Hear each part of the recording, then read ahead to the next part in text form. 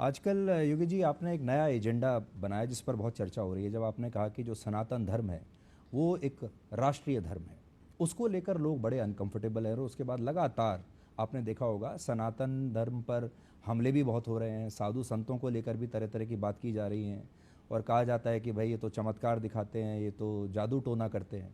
इस पर आपकी क्या प्रतिक्रिया है? देखिए, मुंडे मुंडे मतरी भिन्ना। जब एरोप्लेन नहीं आया होगा और पुष्पक विमान की चर्चा हुई होगी तो लोगों को लगा होगा कि क्या बात कर रहे हैं सब। महर्षि भारद्वाज के विमानन शास्त्र के बारे में जिन लोगों ने उस समय पढ़ा होगा, और खासतौर पर पश्चिम के लोगों ने, तो उन लोगों को आश्चर्य होगा कि अरे सब तो एक कपोल कल्पना है। या भारतीय दर्शन जिन बातों को कहता रहा है, जिन लोगों ने व्यावहारिक जीवन उस रूप में नहीं देखा है, जिन लोगों को बाह्य दृष्टि और भौतिक दृष्टि ही सब कुछ नजर आती है, उनके लिए सब कपोल कल्पना ही होगी। लेकिन आज जब जहाँ तक सनातन धर्म की बात है, हर देश का अपनी एक आत्मा होती है जो उसको संजीवनी देती है, जो उसकी पहचान होती है, जो उसके विपरीत परिस्थितियों में सदैव उसका संबल बनती है। और ऐसे ही सनातन धर्म भारत की आत्मा है, भारत की पहचान है, विश्व मानवता के कल्याण की गारंटी है। और इसलिए मैंने कहा कि सनातन धर्म भारत का राष्ट्रीय धर्म है।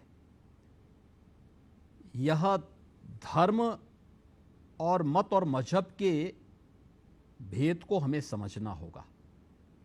धर्म एक जीवन पद्धति है, मत और मजहब एक उपासना विधियां हैं।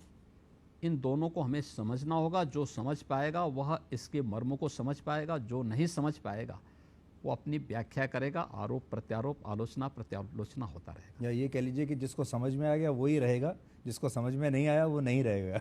नहीं, अब ये आपकी सोच हो सकती है, हम किसी को भगा नहीं रहे हैं, लेकिन राष्ट्रीयकरण की मुख्य धारा के साथ जोड़ने का आह्वान सबको करेंगे। पर आप ये ज़रूर एक इशारा कर रहे हैं भविष्य के लिए कि ये सनातन धर्म एक वृक्ष की तरह है और जिसे भी भारत में रहना है इसी वृक्ष के छत्र छाया में रहना होगा। मानवता के कल्याण का मार्ग जब भी प्रशस्त करेगा, सनातन धर्म ही करेगा। और इसके अलावा कोई और नहीं कर सकता। दुनिया के अंदर हर जगह ये बात है, मैं बड़ा मैं बड़ा, ये मेरा ये तेरा। अकेले सनातन धर्म इस बात की गारंटी देता है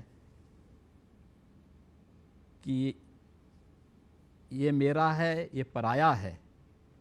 ये तो छोटी सोच के लोग ही बोलते हैं। विराट सोच के लोगों के लिए तो पूरा दुनिया ही एक कुटुंब है। अयम निज परोवेति गणना लघु चेतसाम उदार चरितानाम तो वसुधैव कुटुंबकम।